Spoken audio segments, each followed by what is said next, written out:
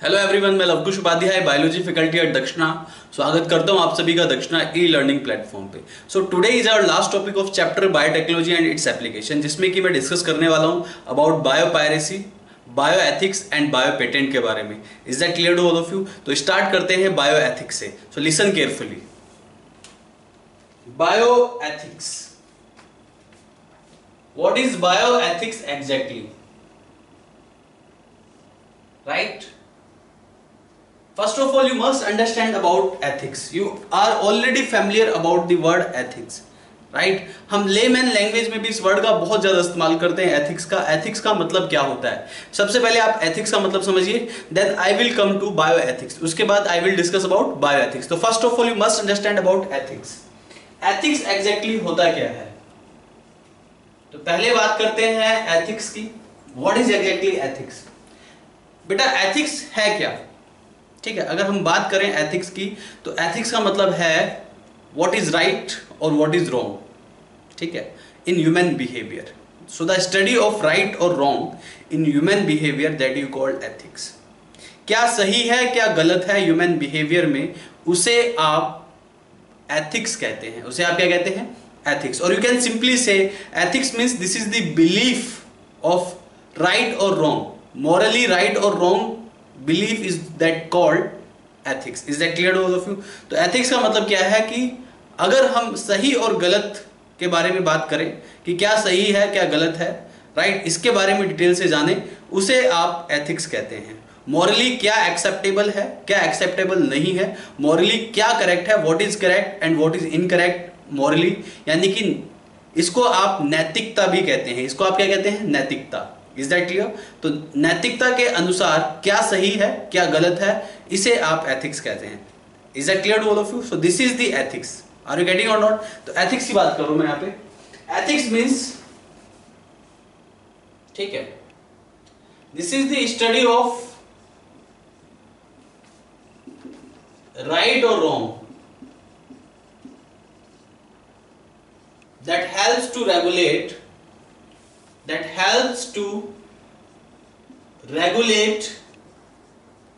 human behavior,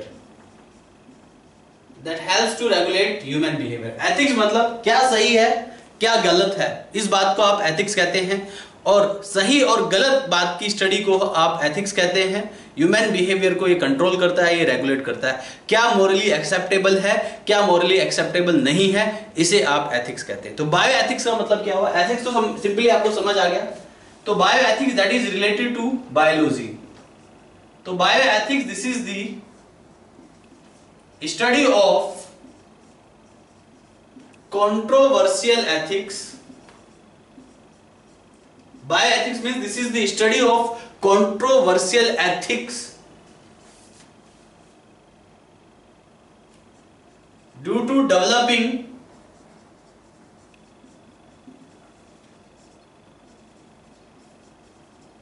or advanced biology,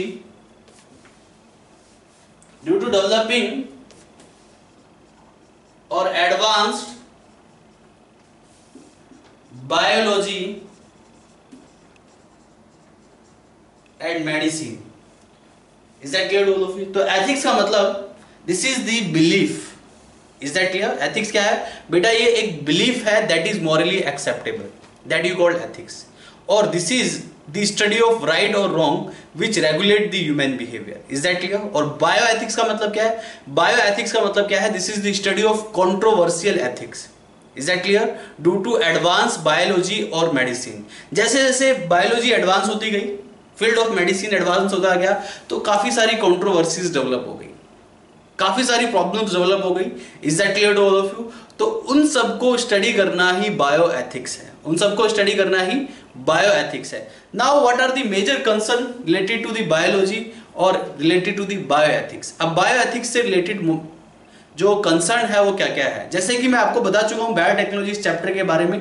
biotechnology का मतलब है this is the technique, this is the study of technique in which we use living organism. ये वो study है, उस technique study है जिसमें कि हम लिविंग ऑर्गेनिज्म का इस्तेमाल करते हैं। अब लिविंग ऑर्गेनिज्म का हम इस्तेमाल कैसे करते हैं? एक लिविंग ऑर्गेनिज्म को जेनेटिकली मॉडिफाइड कैसे बनाते हैं, एक लिविंग ऑर्गेनिज्म को ट्रांसजेनिक कैसे बनाते हैं, इज दैट क्लियर?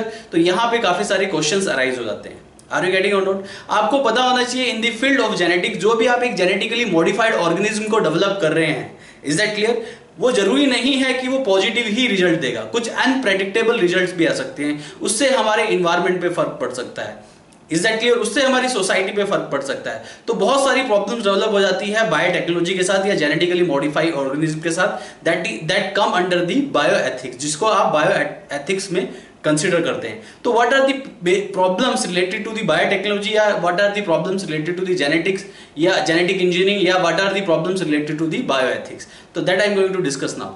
तो यहां पे मेजर कंसर्न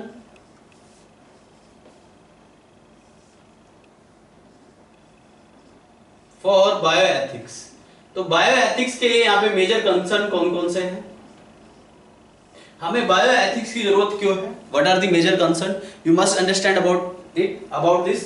आपको पता होना चाहिए हम जेनेटिक इंजीनियरिंग का इस्तेमाल कर रहे हैं, तो जेनेटिक इंजीनियरिंग का इस्तेमाल करते हैं या जेनेटिकली मॉडिफाइड ऑर्गेनिज्म का इस्तेमाल करते हैं, जेनेटिकली मॉडिफाइड प्लांट का इस्तेमाल करते हैं, या फिर जेनेटिकली मॉडिफाइड एनिमल्स का इस्तेमाल करते हैं, is that clear to all of you?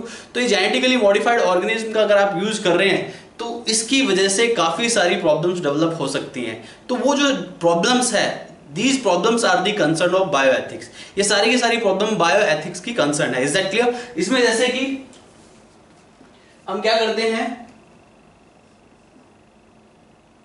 If we use animals और प्लांट्स इन बायोटेक्नोलॉजी, अगर हम बायोटेक्नोलॉजी में एनिमल्स और प्लांट्स का यूज करते हैं, that result to suffering them, that result to suffering them, किसी भी एनिमल और प्लांट का आप इस्तेमाल कर रहे हैं बायोटेक्नोलॉजी में, जेनेटिक इंजीनियरिंग में, that result to suffering them, उनकी वजह से उनकी सफरिंग बढ़ सकती है, इज दैट क्लियर? दूसरा रीजन है कि बायोटेक्नोलॉजी जो जेनेटिकली मॉडिफाइड आप ऑर्गेनिज्म बनाते हैं, उसके जो रिजल्ट है वो अनप्रेडिक्टेबल हो सकते हैं, इज दैट क्लियर? आपने डिफरेंट जीन्स को कंबाइन करके एक पर्टिकुलर ऑर्गेनिज्म को मॉडिफाई कर दिया, अब वो जो पर्टिकुलर ऑर्गेनिज्म डेवलप होगा, राइट, वो एक अनप्रेडिक्टेबल ऑर्गेनिज्म डेवलप होगा, उसके बारे में आप प्रेडिक्ट नहीं कर सकते, is that clear to all of you? तो unpredictable risk can develop due to genetically modified organism और due to biotechnology.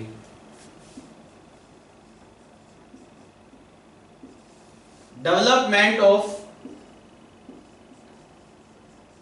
N unpredictable risk, उस जेनेटिकली मॉडिफाइड ऑर्गेनिज्म की वजह से अनप्रेडिक्टेबल रिस्क पैदा हो सकता है, अनप्रेडिक्टेबल रिस्क डेवलप हो सकता है। इसके अलावा that organism can be risky to ecosystem और द बायोडायवर्सिटी, तो जिस जेनेटिकली मॉडिफाइड ऑर्गेनिज्म को आप डेवलप करते हैं वो काफी रिस्की हो सकता है बायोडायवर्सिटी के लिए और हमारे इकोसिस्टम के लिए। क्यों? अगर वो बायोडायवर्सिटी के लिए कैसे रिस्कियर है? बायोडायवर्सिटी के लिए वो इसलिए रिस्कियर है, अगर सपोज दैट जो आपने जेनेटिकली मॉडिफाइड ऑर्गेनिज्म का डेवलप किया है, is that clear to all of you, जो कि कंप्लीटली अनप्रेडिक्टेबल है, अगर वो ऑर्गेनिज्म डोमिनेटेड हो गया, एक नॉर्मल स्पीसीज पे डोमिनेटेड हो गया, तो नॉर्मल किसी प्रजाति पे वो डोमिनेटेड हो गया तो उसके एक्सटिंक्शन के चांसेस बढ़ सकते हैं, उसके विलुप्त होने के चांसेस बढ़ सकते हैं, किसी दूसरी प्रजाति को सफरिंग हो सकती है एक पर्टिकुलर स्पीसीज की वजह से, जो कि आपने जेनेटिकली मॉडिफाइड ऑर्गेनिज्म को पैदा किया है। तो यहां पे ये बायोडायवर्सिटी के लिए भी खतरा है, is that clear? That's why we need to develop this branch of biology that is called bioethics, is that clear to all of you? इसके अलावा that can be risky to ecosystem, इसके अलावा और भी बहुत सारे यहाँ पे मेजर कंसर्न है हमारी। अगर आप किसी जेनेटिकली मॉडिफाइड ऑर्गेनिज्म का इस्तेमाल कर रहे हैं किसी प्रोडक्ट को तैयार करने के लिए, किसी फार्मास्यूटिकल प्रोटीन्स को तैयार करने के लिए, किसी मेडिसिनल प्रोटीन को तैयार करने के लिए, इज दैट क्लियर? जैसे कि इंसुलिन एक एग्जांपल मैंने बताया था, तो इसमें क्या होगा बेटा, अगर आप ऐसे प्रोडक्ट को तैयार कर रहे हैं, ऐसे प्रोटीन्स को तैयार कर रहे हैं, तो इसमें जो फैक्ट्रीज वगैरह का जो स्टेटस है वो रिड्यूस हो जाएगा। क्या हो जाएगा? वो रिड्यूस हो जाएगा, is that clear?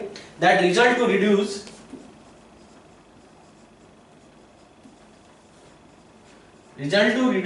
the status of factories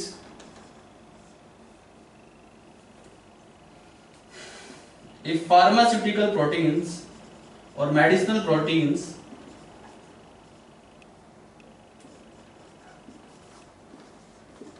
produced by animals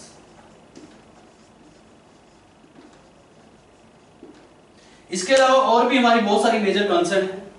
आप एक ट्रांसजेनिक एनिमल बनाते हैं, तो ट्रांसजेनिक एनिमल में आप डिफरेंट एनिमल्स के जीन को इंट्रोड्यूस करते हैं, डिफरेंट ऑर्गेनिज्म के जीन को इंट्रोड्यूस करते हैं। इससे क्या होता है, इससे जो है वायलेशन होता है उस स्पीसीज की इंटीग्रिटी का।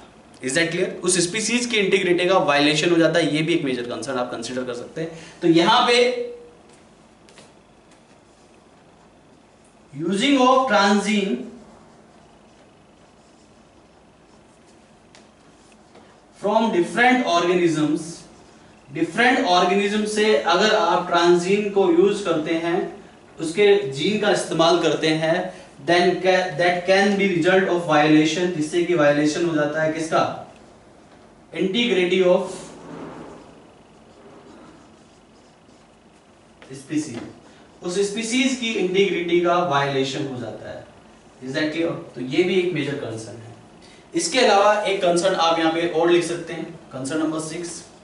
देखिए, अगर आप, मैंने बताया ट्रांसजेनिक एनिमल हम तैयार करते हैं, ट्रांसजेनिक एनिमल में अगर आप ह्यूमन जीन को इंट्रोड्यूस करेंगे तो that can B violation of humanness, तो ह्यूमैनिटी के फेवर में नहीं होगा, वो ह्यूमैनिटी के अगेंस्ट जाएगा, तो ह्यूमैनिटी जो है वो डाइल्यूट हो जाएगी। Is that clear to all of you? ध्यान रखिएगा इस बात को, ठीक है? Please listen carefully.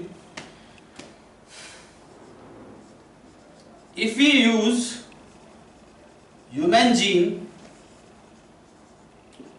in transgenic animals, एक ट्रांसजेनिक एनिमल्स में अगर आप ह्यूमन जीन का इस्तेमाल करते हैं, that results to dilute humanity, वो ह्यूमैनिटी को डाइल्यूट करने का काम करती है। Is that clear to all of you? तो this is all about bioethics, ठीक है? And these are the concern related to the bioethics.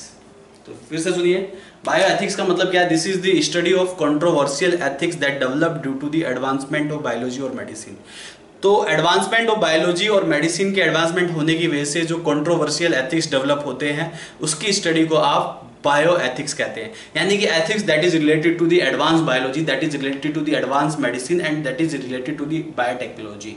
Is that clear? तो ऐसे एथिक्स जो कि बायोटेक्नोलॉजी से रिलेटेड है। Is that clear? क्योंकि हम कोई भी प्रोडक्ट तैयार कर रहे हैं, कोई भी जेनेटिकली मॉडिफाइड ऑर्गेनिज्म तैयार कर रहे हैं, कोई भी जेनेटिकली मॉडिफाइड प्लांट्स या एनिमल को तैयार कर रहे हैं, इज दैट क्लियर? ये कंपलसरी नहीं है कि वो एथिकली सही है या गलत है। Is that clear to all of you? ये हम डिसाइड नहीं कर सकते। आर यू गेटिंग और नॉट?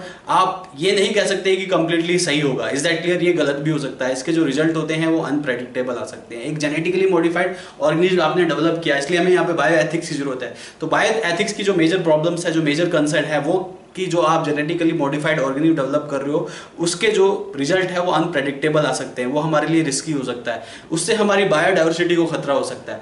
जो भी आप ट्रांसजीन इस्तेमाल कर रहे हैं, डिफरेंट स्पीसीज का एक पर्टिकुलर ऑर्गेनिज्म में इंट्रोड्यूस कर देते हैं आप डिफरेंट जीन्स को, इससे क्या होता है बेटा, उससे जो है इंटीग्रिटी ऑफ स्पीसीज जो है वो उसका वायलेशन हो जाता है। Is that clear? इसके अलावा अगर आप ह्यूमन जीन्स का इस्तेमाल कर रहे हैं, किसी दूसरे ट्रांसजेनिक होस्ट में इंट्रोड्यूस कर रहे हैं ह्यूमन जीन्स को, इससे ह्यूमैनिटी डाइल्यूट होती है। Is that clear? और भी बहुत सारी प्रॉब्लम्स है। अगर आप एट दी एंड बायोटेक्नोलॉजी में किसी एनिमल पे एक्सपेरिमेंट कर रहे हैं तो उसकी भी सफरिंग बढ़ जाती है। या कोई आप फार्मास्यूटिकल प्रोडक्ट, फार्मास्यूटिकल प्रोटीन एक जेनेटिकली मॉडिफाइड ऑर्गेनिज्म से ऑब्टेन करते हैं, तो उस केस में क्या होगा?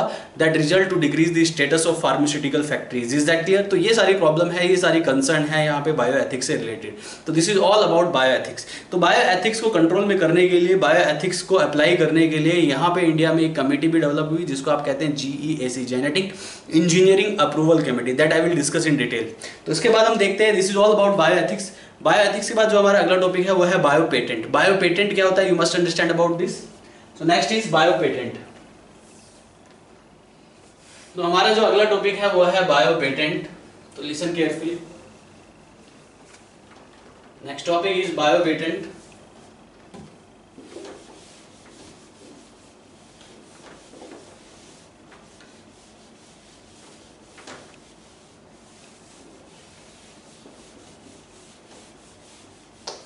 देखिए, please listen to me.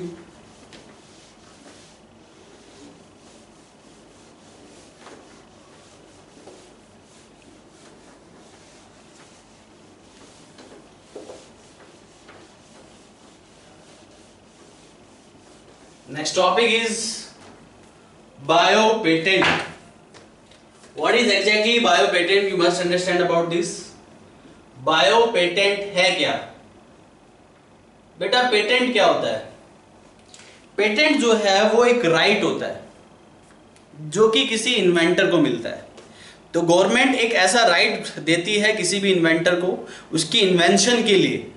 Are you getting और नॉट? तो ये एक राइट है जो कि इन्वेंटर को मिलता है उसकी इन्वेंशन के लिए, जिसके लिए उसको एक रॉयल्टी मिलती है. क्या मिलती है उसको? उसके लिए एक रॉयल्टी मिलती है. अगर उसके इन्वेंशन का कोई दूसरी कंपनी, कोई मल्टीनेशनल कंपनी या कोई भी ऑर्गेनाइजेशन उस इन्वेंशन का इस्तेमाल करती है तो उसके लिए उसको कुछ ना कुछ कंपनसेटरी अमाउंट देना पड़ता है. Is that clear? ये गवर्नमेंट का रूल है. तो पेटेंट मतलब क्या है? ये एक राइट है किसी भी इन्वेंटर का.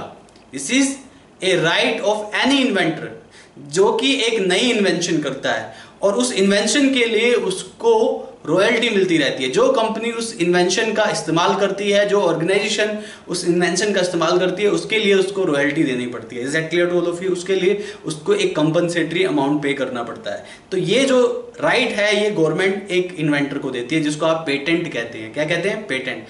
आर यू गेटिंग और नॉट? इनिशियल टाइम पे ये जो पेटेंट है ये सिर्फ इंडस्ट्रीज में मिलता था, लेकिन अभी नाउ ए डेज जैसे कि बायोटेक्नोलॉजी बहुत एडवांस हो गई है तो हम डिफरेंट काइंड के बायोलॉजिकल प्रोडक्ट भी बना लेते हैं. तो उन बायोलॉजिकल प्रोडक्ट के लिए अब यहाँ पे बायो पेटेंट मिलता है. स्टार्टिंग में बायो पेटेंट नहीं होता था. पेटेंट जनरली किसके लिए मिलता था? इंडस्ट्रीज में पेटेंट दिया जाता था. लेकिन जैसे जैसे बायोलॉजी एडवांस हुई अब यहाँ पे डिफरेंट लिविंग प्रोडक्ट्स हमने बनाने स्टार्ट किए तो उसके लिए बायो पेटेंट मिलता है. Is that clear to all of you? Listen carefully, ध्यान दीजिए. बायो पेटेंट क्या है?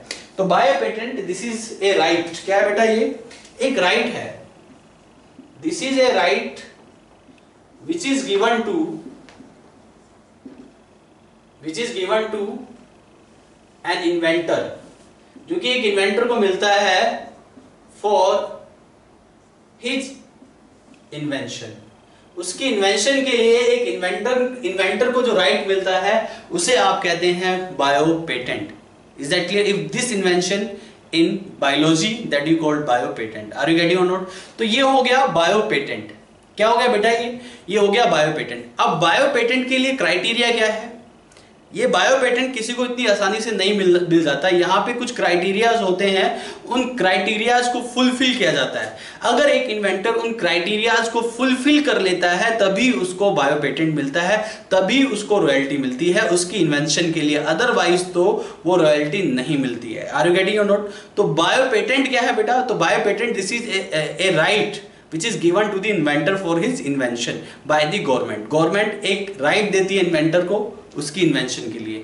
और यहाँ पे जो क्राइटेरिया है, इस इन्वेंशन का कुछ क्राइटेरिया फुलफिल करने के बाद ही ये पेटेंट यानी कि ये बायो पेटेंट इन्वेंटर को मिलता है, अदरवाइज तो नहीं मिलेगा. आर यू गेटिंग और नॉट? तो ये क्राइटेरिया क्या क्या है? तो क्राइटेरिया जो कि बायो पेटेंट के लिए रिक्वायर्ड है, नंबर 1 नोवेल्टी. नोवेल्टी का मतलब होता है बेटा ये जो प्रोडक्ट उसने बनाया है, ये जो इन्वेंशन की है उसने, it should be very new. ये नई होनी चाहिए, कोई पुरानी नहीं होनी चाहिए. ऐसा नहीं है कि किसी को कॉपी करके दिखा दिया और कह दिया कि ये मेरी इन्वेंशन है. नहीं, वो इन्वेंशन बिल्कुल नई होनी चाहिए. Is that clear to all of you?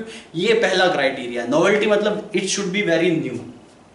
Novelty मतलब दिस इन्वेंशन और it should be very new. ये जो इन्वेंशन है ये बिल्कुल नई होनी चाहिए, पहला क्राइटेरिया है. दूसरा क्राइटेरिया है obviousness. Non obviousness, sorry, this is not obviousness. Second criteria should be non obviousness. तो यहां पे 3 मेजर क्राइटेरिया होते हैं, novelty, non obviousness and utility. तो नॉन ऑब्वियसनेस में क्या होता है कि जो भी इसकी इन्वेंशन होती है ये डॉक्यूमेंटेड नहीं होनी चाहिए, ये कहीं पे दर्ज नहीं होनी चाहिए. It should not be documented. ये है non obviousness. Is that clear to all of you? Non obviousness का मतलब है it should not be documented. ये डॉक्यूमेंटेड नहीं होनी चाहिए. It can be well known but it should not be documented. ये कहीं पे डॉक्यूमेंटेड नहीं होनी चाहिए इन्वेंशन, यानी कि this is second criteria of bio patent. तभी ये क्राइटेरिया मिलेगा बायो पेटेंट का, अदरवाइज तो नहीं मिलेगा. That you called non obviousness. उसके बाद जो तीसरा क्राइटेरिया है बेटा वो है यूटिलिटी. यानी कि जो इन्वेंशन है वो काम की होनी चाहिए, ऐसा नहीं है कि वो इन्वेंशन किसी काम की नहीं है, वो यूजलेस है। That should be useful for the human being, वो हमारे लिए यूजफुल होनी चाहिए, उसका हम इस्तेमाल कर सकते हैं। इट मीन्स दैट यहाँ पे यूटिलिटी भी एक क्राइटेरिया हो गया। Is that clear to all of you? तो यहां पे it should be useful for human being.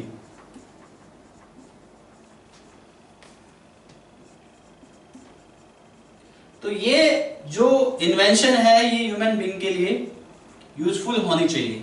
तो बायो पेटेंट मतलब एक ऐसा राइट जो कि किसी इन्वेंटर को दिया जाता है उसकी इन्वेंशन के लिए, और ये राइट कौन देती है? गवर्नमेंट देती है। Is that clear? लेकिन इसके लिए जो क्राइटेरिया है वो 3 criteria. Number 1 is novelty, number 2 is non obviousness, और नंबर 3 इज यूटिलिटी। तो नोवेल्टी में मतलब कि ये जो इन्वेंशन होनी चाहिए बिल्कुल नई होनी चाहिए, राइट? आर यू गेटिंग और नॉट? ये जो कॉन्सेप्ट है, ये जो डिजाइन है, ये बिल्कुल नया होना चाहिए, या ये जो प्रोसेस है ये बिल्कुल नया होना चाहिए। Is that clear to all of you? दूसरा, ये जो इन्वेंशन है it should be non obviousness, मतलब ये कहीं पे डॉक्यूमेंटेड ना हो। Is that clear? इस बात का भी ध्यान रखना है। इसके बाद जो थर्ड पॉइंट है वो तीसरा पॉइंट यूटिलिटी, यानी कि ये यूजफुल होनी चाहिए। ऐसी कोई इन्वेंशन नहीं होनी चाहिए जो यूजलेस हो। Is that clear to all of you? अगर यूजलेस इन्वेंशन होगी तो पेटेंट नहीं मिलता है। आर यू गेटिंग और नॉट? इसके बाद तो एक क्राइटेरिया है जो कि बायो पेटेंट के लिए रिक्वायर्ड है। इसके बाद जो अगला पॉइंट है कि ये जो बायो पेटेंट मिलता है ये किस किस चीज के लिए मिलता है। आर यू गेटिंग और not? What are the condition required for getting the bio patent. Bio patent लेने के लिए क्या क्या कंडीशन चाहिए। Is that clear? तो यहां पे जो कंडीशन रिक्वायर्ड है बायो पेटेंट लेने के लिए, ये मैं आपको बता दूं conditions required. So what are the major conditions required? Number 1 is, पहली कंडीशन, ये जो बायो पेटेंट दिया जाता है किसी इन्वेंशन के लिए दिया जाता है, for the invention. Are you getting और नॉट? पहला point for invention. Second point, it can be given right to the inventor. ये ऐसे इन्वेंटर को भी मिल जाता है जो कि किसी पुरानी यानी कि अर्ली इन्वेंशन को इंप्रूव कर देता है। फॉर किसके लिए दिया जाता है? फॉर इन्वेंशन के लिए दिया जाता है, and even given for improvement, and this is given for improvement in earlier invention. Earlier invention के इंप्रूवमेंट अगर कोई करता है तो उसके लिए भी बायो पेटेंट दिया जाता है। थर्ड पॉइंट, ठीक है, अगर किसी प्रोडक्ट को बनाने का प्रोसेस डेवलप कर दिया जाए उसके लिए भी बायो पेटेंट दिया जाता है। Is that clear to all of you? Process, for the process to form product, किसी प्रोडक्ट को बनाने के लिए जो प्रोसेस है, इज दैट क्लियर, उसके लिए भी बायो पेटेंट दिया जाता है। And the last is for any idea और द कॉन्सेप्ट, ठीक है, किसी कॉन्सेप्ट के लिए या किसी डिजाइन के लिए भी बायो पेटेंट दिया जाता है। आर यू गेटिंग और नॉट? तो ये हो गया बायो पेटेंट। तो बायो पेटेंट क्या है? ये एक ऐसा राइट है जो कि किसी इन्वेंटर को गवर्नमेंट देती है। और बायो पेटेंट के जो क्राइटेरिया है वो है नोवेल्टी, वो इन्वेंशन बिल्कुल नहीं होनी चाहिए। दूसरा नॉन ऑब्वियसनेस, वो डॉक्यूमेंटेड नहीं होनी चाहिए। और तीसरा यूटिलिटी, यानी कि वो ह्यूमन बीइंग के लिए यूजफुल होनी चाहिए। आर यू गेटिंग और नॉट? बायो पेटेंट किस किस कंडीशन में दिए जाते हैं? बायो पेटेंट दिए जाते हैं अगर कोई इन्वेंशन हुई है तब दिया जाता है। दूसरा, अगर किसी अर्लियर इन्वेंशन में इंप्रूवमेंट हुआ है तब बायो पेटेंट दिया जाता है। इसके अलावा अगर किसी ने कोई प्रोसेस डेवलप किया है, किसी प्रोडक्ट को बनाने के लिए किसी ने कोई प्रोसेस डेवलप किया है, उसके लिए भी बायो पेटेंट दिया जाता है। या किसी ने कोई कॉन्सेप्ट डिजाइन किया है उसके लिए भी बायो पेटेंट दिया जाता है। आर यू गेटिंग और not? So this is all about bio patent. Now the another topic is biopiracy that I am going to discuss in detail. So what is biopiracy exactly? You must understand about this.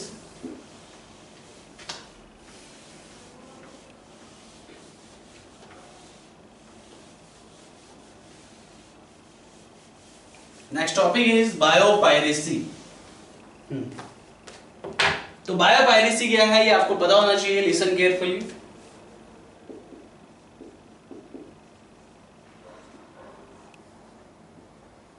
बेटा piracy का मतलब समझते हैं आप? चुराना। आपने एक movie देखी होगी कैरेबियन ऑफ पायरेट्स। पायरेट्स मतलब होता है लुटेरे, चुराने वाले। तो bio piracy are you getting और नॉट? यानी कि यहां पे भी बायो पायरेसी का सीधा सा मतलब यही है। Is that clear? सीधा सा मतलब ये कैसे है? बायो पायरेसी का मतलब क्या है, देखिए पहले इसकी डेफिनेशन देख लेते हैं। Bio piracy, it is referred as using of bio resources.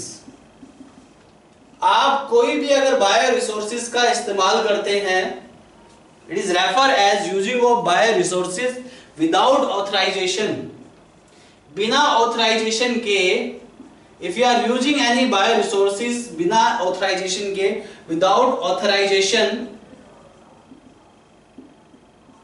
From countries और राइट कंट्रीज और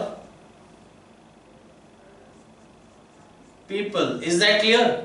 बिना ऑथराइजेशन के अगर कोई भी बायो रिसोर्स कोई मल्टीनेशनल कंपनी इस्तेमाल करती है, is that clear? Without any authorization, in if any bio resource utilized by used by any multinational company और एनी ऑर्गेनाइजेशन, ये भी लिख लीजिएगा, बाय एनी मल्टीनेशनल कंपनी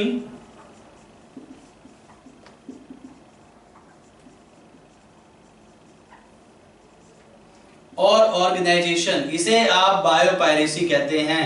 यानी कि बायो रिसोर्स का इस्तेमाल कर रही है कोई मल्टीनेशनल कंपनी, किसी बायो रिसोर्स को एक्सप्लॉइट कर रही है, कोई ऑर्गेनाइजेशन किसी बायो रिसोर्स को इस्तेमाल कर रहा है। इफ एनी ऑर्गेनाइजेशन और any multinational company use the bioresources, if any organisation और any multinational company use the what bioresources, अगर कोई भी मल्टीनेशनल कंपनी या कोई भी ऑर्गेनाइजेशन बायो रिसोर्सेज का इस्तेमाल करती है बिना किसी ऑथराइजेशन के, बिना किसी कंपनसेटरी अमाउंट के, फोकट में कोई इस्तेमाल कर रहा है बिना किसी कंपनसेटरी अमाउंट के, राइट? किसी की इन्वेंशन कोई दूसरा इस्तेमाल कर रहा है, उसको बिना कंपनसेटरी अमाउंट पे किए हुए या बिना ऑथराइजेशन के, कंट्री से बिना ऑथराइजेशन लिए हुए अगर कोई भी कंपनी या कोई भी मल्टीनेशनल कंपनी या कोई भी ऑर्गेनाइजेशन किसी भी बायो रिसोर्सेज को इस्तेमाल करती है, इसे आप बायो पायरेसी कहते हैं। Is that clear? A majority of multinational company of USA, Japan, European countries, are you getting और नॉट? तो यूरोपियन कंट्रीज, यूएसए और जापान की बड़ी बड़ी जो कंपनीज हैं, राइट, कभी कभी वो बायो पायरेसी करती है, वो डेवलपिंग कंट्रीज के बायो रिसोर्सेज का इस्तेमाल कर लेती है बिना किसी कॉम्पनसेटरी अमाउंट के या बिना किसी ऑथराइजेशन की। आर यू गेटिंग और नॉट? जिससे कि एक डेवलपिंग कंट्री को बड़ा नुकसान होता है। एग्जैक्टली क्या होता है मैं आपको बता देता हूँ। बायो पायरेसी में होता क्या है कि कंट्रीज दो टाइप की होती है, एक डेवलप्ड कंट्री, दूसरी डेवलपिंग कंट्री। डेवलप्ड कंट्री जो होती है वो फाइनेंशियली रिच होती है but poor in biodiversity and traditional knowledge. ध्यान रखना कि जो डेवलपिंग कंट्री है, जो डेवलप्ड कंट्री है, sorry, first of all developed country की हम बात करते हैं। बायो पायरेसी समझ आ गया होगा आपको। तो बायो पायरेसी का मतलब this is the using of any bio resource without any authorisation और without any compensatory amount, right, by multinational companies any और by any organisation. Is that clear? That is called biopiracy. तो देखिए यहां पे exactly क्या होता है। एक होती है डेवलप्ड कंट्री। तो जो डेवलप्ड कंट्रीज होती हैं, डेवलप्ड कंट्रीज फाइनेंशियली रिच होती हैं, financially rich and poor in biodiversity and traditional knowledge. ठीक है। वहीं जो एक डेवलपिंग कंट्रीज हैं, जो गरीब देश हैं, डेवलपिंग कंट्रीज जो होती हैं ये rich in biodiversity and traditional knowledge.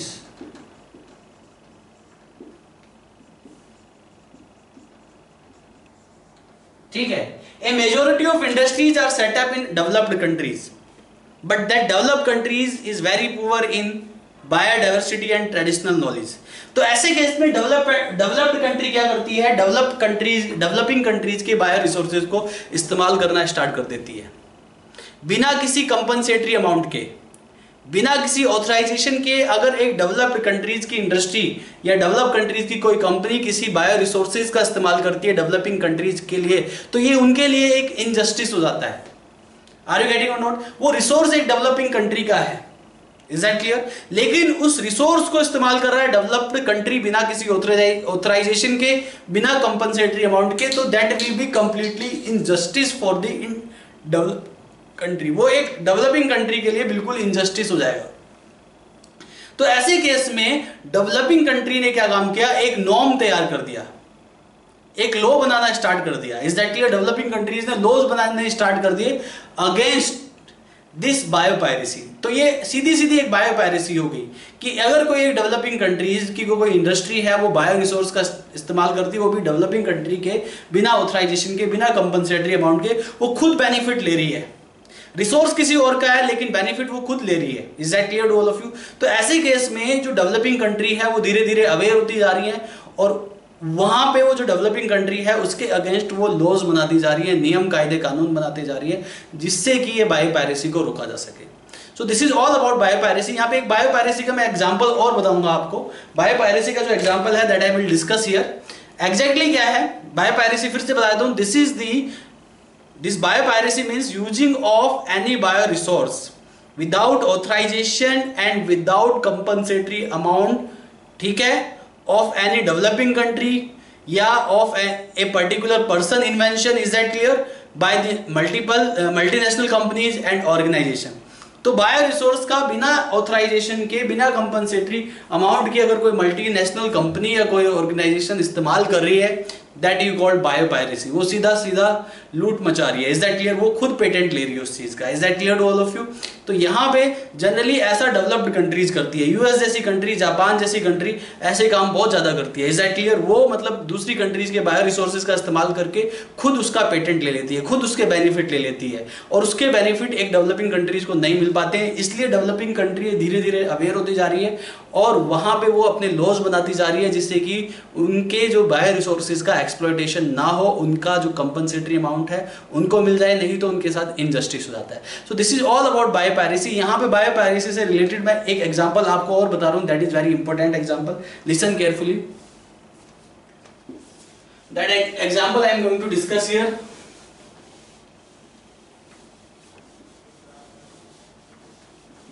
That example is brazzein. बेटा एक एग्जांपल है ब्रेजिन। इस ब्रेजिन का पेटेंट यूएस के पास है, लेकिन this is the bio resource of another country. ये बायोपायरेसी का एक सीधा सीधा एग्जांपल है। इस ब्रेजिन का पेटेंट किसके पास है? यूएसए के पास है, लेकिन ये बायो रिसोर्स किसी दूसरी कंट्री का है। उसको बिना कंपनसेटरी पेमेंट के, बिना उससे ऑथराइजेशन के यूएस गवर्नमेंट ने, यूएस ने इस ब्रेजिन का इस्तेमाल करना स्टार्ट कर दिया। Is that clear? जो कि बिल्कुल इनजस्टिस है, अनफेयर है। आर यू गेटिंग और नॉट? तो लिसन केयरफुली, ये ब्रेजिन है क्या? ब्रेजिन क्या है बेटा? ब्रेजिन एक प्रोटीन है। This is the protein extracted from A plant, extracted from A plant जिसका नाम है पेंटाडाइप्लेंड्रा ब्रेजियाना। ब्रेजियाना, तो पेंटाडाइप्लेंड्रा ब्रेजियाना नाम का एक प्लांट है। पेंटाडाइप्लेंड्रा ब्रेजियाना, पेंटाडाइप्लेंड्रा ब्रेजियाना नाम का एक प्लांट है, उससे ब्रेजिन नाम का एक प्रोटीन निकाला जाता है। इसको एक्सट्रैक्ट किया यूएस ने और उसने इसका पेटेंट ले लिया। इस ब्रेजिन का काम क्या होता है? ये जो ब्रेजिन होता है, ये जो प्रोटीन है, this is 2000 times more sweeter than sugar।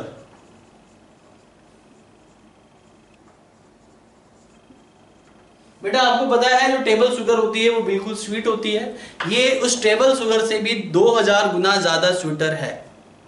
Are you getting और नॉट? लेकिन इस ब्रेजिन का फायदा क्या है? जो एक टेबल शुगर होती है, वो टेबल शुगर जो है बेटा वो कैलोरी रिच होती है। This is calorie free protein. This is what? This is calorie free protein. Is that clear? तो ब्रेजिन जो है ये स्वीटर भी है और कैलोरी फ्री भी है। That is good for the healthy diet, जो कि एक हेल्दी डाइट के लिए बहुत ही अच्छी चीज है अपने आप में। तो इस ब्रेजिन को यूएस ने आइसोलेट किया, एक्सट्रैक्ट किया और इसका पेटेंट ले लिया बिना किसी कॉम्पनसेटरी अमाउंट के। और ये एग्जैक्टली नेटिव प्लांट कहाँ का है? ये नेटिव प्लांट है बेटा। कहाँ का है नेटिव प्लांट? वेस्ट अफ्रीका का। तो ये एक एग्जांपल है पायरेसी का। Is that clear to all of you? तो यहाँ पे brazzein 2000 times more sweeter than sugar, pentadiplandra brazzeana plant से इस ब्रेजिन को निकाला गया है। आर यू गेटिंग और नॉट? एंड यहाँ पे सब्सिक्वेंटली यहां पे बाद में US also extract the gene, तो यूएसए ने एक्सट्रैक्ट किया जीन ऑफ दिस प्लांट, इस जीन के प्लांट को आइसोलेट भी कर लिया and it is propose to introduce, और इस पे अभी काम चल रहा है, it is propose to introduce in maize plant, और मेज प्लांट के कर्नल से इसको एक्सट्रैक्ट करने का प्रोसेस चल रहा है, और यहां पे यूएस ने इसके पेटेंट को ले लिया है बिना किसी ऑथराइजेशन के। Is that clear to all of you? तो ब्रेजिन एक ऐसा ही एग्जांपल है।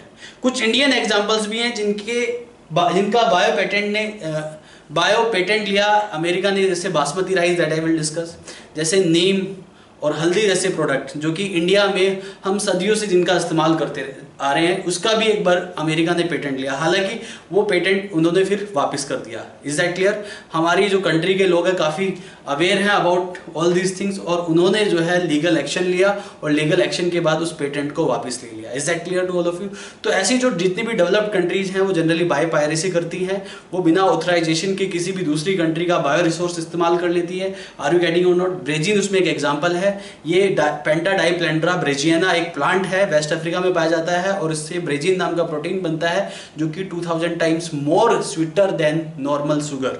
Is that clear? But without calorie. Is that clear? तो कैलोरी नहीं है यहाँ पे, तो that can be very good for the healthy diet. इसलिए इसके जीन को भी यूएसए ने आइसोलेट किया, और यूएसए ने उसके आइसोलेट करने के बाद राइट इसका एक प्रपोजल बनाया कि इस जीन को इंट्रोड्यूस कर दिया जाएगा मेज प्लांट में, और मेज प्लांट के जो कर्नल्स होते हैं उनसे फिर उस शुगर को एक्सट्रैक्ट करके वो उसका कॉमर्शलाइजेशन करेगा।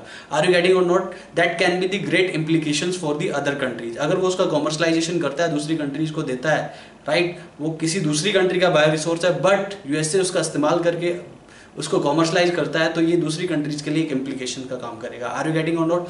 तो इसी के साथ bio piracy is done.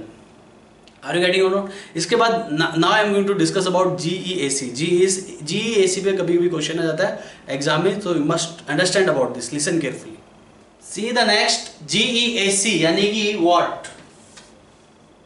GEAC जिसको आप जेनेटिक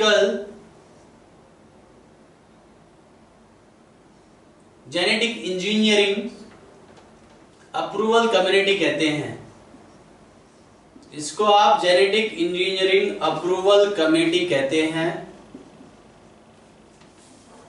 लिसन केयरफुली, इस कमेटी का काम क्या है ये आपको पता होना चाहिए। GEAC means genetic engineering approval committee. This committee was developed by Indian government. इस कमेटी को इंडियन गवर्नमेंट ने डेवलप किया। इस कमेटी का अल्टीमेट एम था to give the approval to the GMO, यानी कि इस कमेटी के अप्रूवल के बाद ही कोई जेनेटिकल मॉडिफाइड ऑर्गेनिज्म का कॉमर्शलाइजेशन होता है, राइट। अगर ये कमेटी अप्रूवल नहीं देती तो उस जेनेटिकली मॉडिफाइड ऑर्गेनिज्म का कॉमर्शलाइजेशन नहीं होगा। तो इस कमेटी का जो मेजर रोल ये है कि ये जो रोल है इस कमेटी का, वो ये रोल है कि ये रूल्स और गाइडलाइंस बनाती है। ये कमेटी कुछ रूल्स और गाइडलाइन बनाती है for giving the approval to the GMO, genetically modified organism. Is that clear to all of you? जिससे कि यहाँ पे ये कमेटी किस लिए बनी? जिससे कि यहाँ पे जो अनप्रेडिक्टेबल रिस्क है due to developing of genetically modified organism, उसको कंट्रोल किया जा सके, उसको रोका जा सके। ये कमेटी डेवलप हुई थी 1989 में। So listen careful. तो जेनेटिक इंजीनियरिंग अप्रूवल कमेटी, इस कमेटी का जो रोल है, what is the role of this committee? इस कमेटी का रोल है to develop some rules and guidelines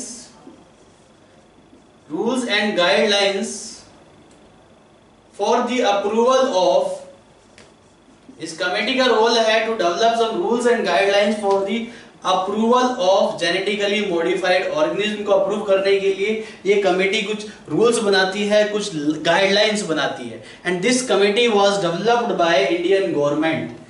किसने डेवलप किया? This committee was developed by Indian government. तो इंडियन गवर्नमेंट ने इस कमेटी को डेवलप किया, यानी कि जिसका नाम है GEAC, यानी कि genetic engineering approval committee. Is that clear to all of you? And इस कमेटी का काम होता है कि किसी भी जेनेटिकली मॉडिफाइड ऑर्गेनिज्म को अप्रूवल देने से पहले कुछ रूल्स और गाइडलाइंस फॉलो करनी पड़ती है, and these rules and guideline were developed by this community, this committee. Is that clear to all of you? इसके बाद हमारा जो अगला टॉपिक है, कुछ मैं एग्जांपल्स यहाँ पे बता रहा हूँ आपको related to bio piracy and bio patent. There are some controversies with India related to the bio patent and related to the bio piracy. Is that clear? इन कंट्रोवर्सी के कुछ एग्जांपल मैं आपको बता रहा हूँ। एक कंट्रोवर्सी का एग्जांपल है बासमती राइस, एक कंट्रोवर्सी है राइट ऑफ फॉर इंडिया। ये कंट्रोवर्सी थी फॉर इंडिया, एक इंडिया के लिए ये कंट्रोवर्सी का काम कर रही है बासमती राइस। कैसे कि इसका जो बायो पेटेंट है, हर कोई जानता है कि जो बासमती राइस है वो इंडिया की एक क्रॉप है। Is that clear? हम बासमती राइस का इस्तेमाल करते आ रहे हैं लगभग सेंचुरीज से, सदियों से हम इसको इस्तेमाल करते आ रहे हैं। लेकिन इस बासमती राइस का जो पेटेंट लिया वो यूएसए ने लिया, जो कि उसको नहीं लेना चाहिए था। Is that clear to all of you? ये सरासर एक बायो पायरेसी हो गई, ये एक बायो पायरेसी का एग्जाम्पल है। तो बासमती राइस, ऐसे ही बाद में टर्मरिक और नीम, इन तीनों के बारे में मैं डिस्कस करूंगा। तो राइस के बारे में आप जानते ही हैं, राइस की इतनी सारी वैरायटीज हैं हमारी इंडिया में, हमारी कंट्री में, कि बेहिसाब वैरायटीज है। There are approximately 2 lakh varieties of rice. लिख देता हूं मैं, इंडिया में, इंडिया ओनली अलोन, इंडिया में 2 लाख वैरायटीज ऑफ राइस हैं, 2 लाख वैरायटीज ऑफ राइस है।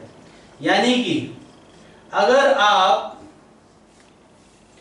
एवरीडे 2 राइस की वैरायटी को कंज्यूम करते हैं तो आपकी पूरी जिंदगी कम पड़ जाएगी इन पूरी वैरायटी को चखने के लिए। आर यू गेटिंग और नॉट? तो 2 लाख वैरायटीज है राइस की इंडिया में। तो इंडिया में राइस की डाइवर्सिटी बहुत ज्यादा है। Is that clear? जिसमें से कि 27 varieties of rice only of basmati rice. Basmati rice, जिसको आप किंग ऑफ राइस भी कहते हैं, बासमती राइस की जो वैरायटी है 27 वैरायटीज है, जो कि जनरली इंडिया में ग्रो की जाती है। अमेरिका में एक कंपनी थी, अमेरिका का एक स्टेट है जिसको आप टेक्सास कहते हैं, टेक्सास की एक कंपनी थी जिसका नाम था राइस टैग। लिख लो नाम।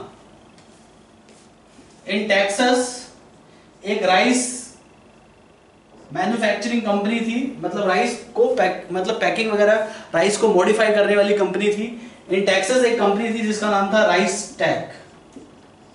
Rice tag granted the patent for basmati rice. Basmati rice के लिए राइस टैग नाम की कंपनी ने पेटेंट को ग्रांट कर लिया, जो कि उसको नहीं करना चाहिए था। ठीक है, इस चीज को देखते हुए इंडिया ने जो है अमेरिका को घेर लिया।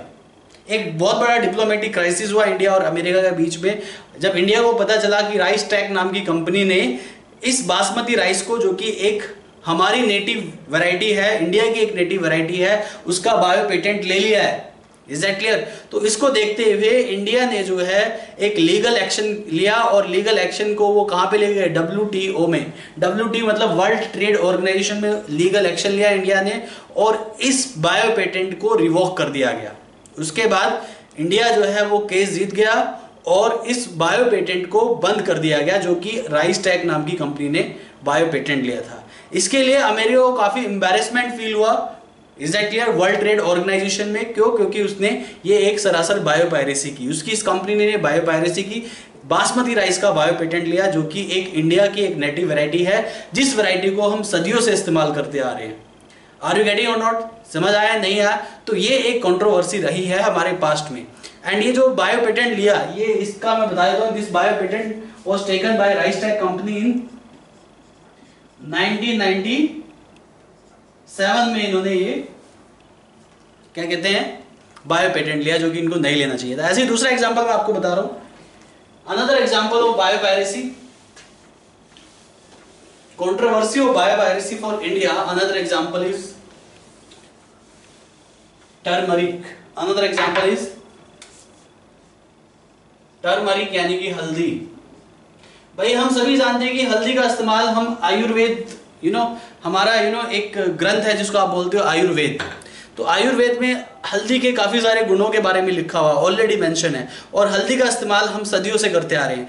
इस हल्दी का, टर्मरिक का भी पेटेंट अमेरिका ने लिया, ठीक है। अमेरिका में university of Mississippi and medical centre ने को इसका बायो पेटेंट दिया गया। आर यू गेटिंग और नॉट? लिसन केयरफुली, कहाँ किसको दिया गया? Mississippi, university of Mississippi and medical centre. तो टर्मरिक पेटेंटेड, टर्मरिक का जो पेटेंट लिया, the bio patent of turmeric, किस चीज के लिए? For wound healing. Wound healing के लिए टर्मरिक का पेटेंट लिया किसने? आपको पता है कि जो टर्मरिक है ये एक परफेक्ट एग्जाम्पल है जो कि वुंड हीलिंग में हेल्प करता है। चोट लग जाती है, घाव हो जाता है, तो वहां पे हल्दी लगा दी जाती है जिससे कि वो घाव जल्दी सूख जाता है। तो इसका पेटेंट लिया अमेरिका की एक यूनिवर्सिटी ने। उस यूनिवर्सिटी का नाम था the bio patent for turmeric for wound healing granted to university of Mississippi. Mississippi नाम की एक यूनिवर्सिटी है अमेरिका में, university of Mississippi and medical center. इस ऑर्गेनाइजेशन को बायो पेटेंट दे दिया गया, वो भी टर्मरिक का फॉर वुंड हीलिंग। जबकि इंडियंस जो है टर्मरिक का इस्तेमाल सेंचुरीज से करते आ रहे हैं, सदियों से करते आ रहे हैं, लेकिन यहाँ पे इसको पेटेंट मिला 1996 में। इसको जो पेटेंट मिला 1995 में मिला था इसको पेटेंट, सॉरी मैंने 1996 बोला। तो ग्रांटेड कब किया गया इसको? 1995 में इसको पेटेंट मिला। आर यू गेटिंग और नॉट? तो एक डॉक्टर थे, इंडियन डॉक्टर, जिनका नाम था, एक साइंटिस्ट थे, डॉक्टर R.A. मिसेलकर। तो R.A. मिसेलकर नाम के जो एक डॉक्टर थे, ठीक है, उन्होंने इस चीज पे तुरंत एक्शन लिया। देखा कि टर्मरिक को का बायो पेटेंट इस यूनिवर्सिटी ने लिया, तो उन्होंने इस पे एक्शन लिया और लीगल एक्शन लिया, और इंडियन गवर्नमेंट ने उनकी हेल्प की उस लीगल एक्शन में, और फिर इस टर्मरिक के पेटेंट को भी रिवॉक कर दिया गया, यानी कि रद्द कर दिया गया। Is that clear? ऐसी एक तीसरा एग्जांपल, इसका जो पेटेंट वापस किसने लिया? मैं नाम लिख देता हूं, डॉक्टर R.A. मिसेलकर। R.A. मिसेलकर या मिसेलकर बोल रहे हैं इसको। तो डॉक्टर R.A. मिसेलकर ने इस पेटेंट को, बायो पेटेंट को वापस ले लिया इंडियन गवर्नमेंट की हेल्प से। Is that clear to all of you? ऐसी एक और एग्जांपल मैं आपको बताता हूं। अनदर एग्जांपल इज नीम।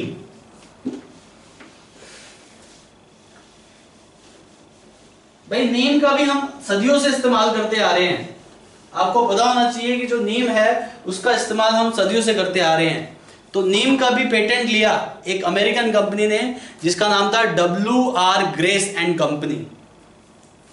तीसरा एग्जांपल मैं बता रहा हूं यहां पे, नीम, ठीक है। इसका जो बायो पेटेंट है, bio patent granted to the, किसको ग्रांट किया गया? To the WR Grace and company. WR Grace and company ये भी एक यूरोपियन कंपनी है, सॉरी ये भी एक USA की कंपनी है जिसने नीम का बायो पेटेंट लिया। आर यू गेटिंग और नॉट? बाद में, ठीक है, बाद में दो साइंटिस्ट, एक जिसका नाम था वंदना शिवा और दूसरा नाम था मिस्टर अजय फड़के। वंदना शिवा और अजय फड़के ने नीम पे रिसर्च किया, और नीम पे रिसर्च करने के बाद, पूरे इंडिया में जब नीम पे रिसर्च किया और उस पे रिसर्च करने के बाद उन्होंने लीगल एक्शन लिया इसके बायो पेटेंट पे, और इसके बायो पेटेंट को भी रोक दिया गया। अदरवाइज तो ये कंपनी भी बायो पेटेंट ले लेती। Is that clear? तो वो नेटिव स्पीसीज हमारी है, हम उसको सदियों से इस्तेमाल कर रहे हैं, लेकिन कोई डेवलप्ड कंट्री हमारे रिसोर्सेज को इस्तेमाल कर रही है बिना ऑथराइजेशन के लिए, जो कि बिल्कुल गलत है। आर यू गेटिंग और नॉट? तो इसके पेटेंट को भी बाद में रिवोक कर दिया गया। आर यू गेटिंग और नॉट? तो यहां पे वंदना शिवा एंड अजय फड़के, ये दो डिफरेंट साइंटिस्ट थे। इन्होंने क्या काम किया? रिसर्च ऑन नीम। इन्होंने नीम पे रिसर्च किया, और क्या किया बेटा? चैलेंज किया किसको? चैलेंज किया ग्रेस एंड कंपनी को, और ग्रेस एंड कंपनी को चैलेंज कर दिया कि ये जो प्रोडक्ट है नीम, इसका हम सदियों से इस्तेमाल करते हैं, आर यू गेटिंग और नॉट? यहाँ पे इसके लिए कोई नोवेल्टी नहीं है आपके पास, क्योंकि हम इसको सदियों से इस्तेमाल करते आ रहे हैं। तो इसके प्रोडक्ट को भी, इसकी जो बायो पेटेंट है उसको भी रिवोक कर दिया गया, रद्द कर दिया गया। सो this is all about bio piracy, bio ethics and bio patent. इसी के साथ ही जो चैप्टर है बायोटेक्नोलॉजी एंड इट्स एप्लीकेशन, ये कंप्लीट होता है। इस चैप्टर से भी कुछ क्वेश्चन आपको देखने के लिए मिल जाएंगे एग्जाम में, 1-2 क्वेश्चन यहाँ से आ जाता है बायोटेक्नोलॉजी से। और ये चैप्टर भी बहुत इंपॉर्टेंट है, इस चैप्टर को बहुत ही अच्छे से पढ़ना। Is that clear? इससे बहुत सारे कॉन्सेप्चुअल क्वेश्चन बन जाते हैं। आर यू गेटिंग और नॉट? और अगर कोई भी डाउट होता है आपको इस चैप्टर में तो आप मुझसे पूछ सकते हैं। अब अगले लेक्चर में मिलते हैं नए चैप्टर के साथ, तब तक के लिए thank you very much, bye bye, take care.